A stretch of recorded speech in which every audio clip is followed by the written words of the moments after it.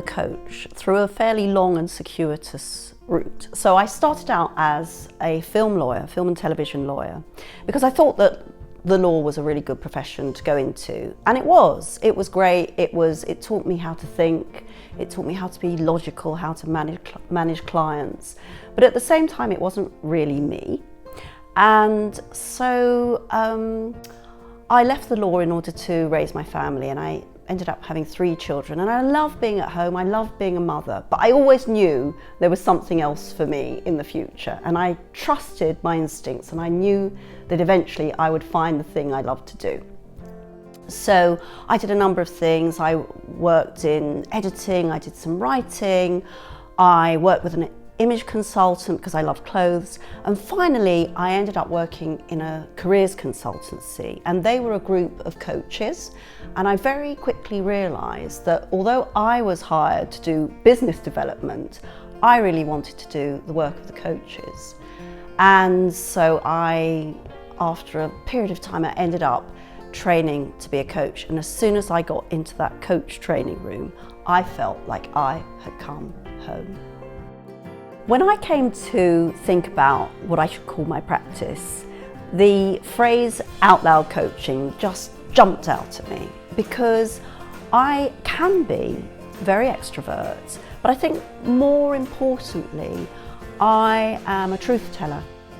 And it feels to me though that I have a way of telling the truth which people can take, because when I speak my truth, I try and be very kind, and I try and be very compassionate. And so that seemed really congruent with who I am. But as I progressed, I began to realise that being out loud isn't necessarily, although it can be, about being noisy. It can also be about being very soft, very quiet, very gentle, but still being assertive and strong. Clients come to me mainly because they sense that there are whole parts of themselves which are not really being expressed.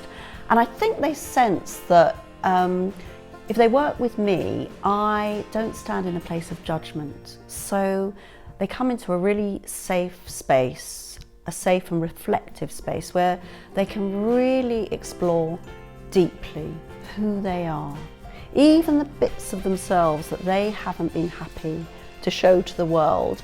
And frankly, those bits that they feel a bit that should be hidden, I actually quite like. I really like the original and the quirky and the unusual.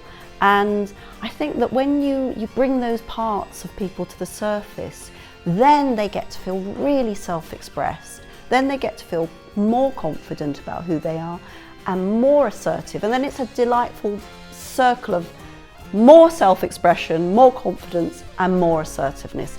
And so it goes on forever and ever.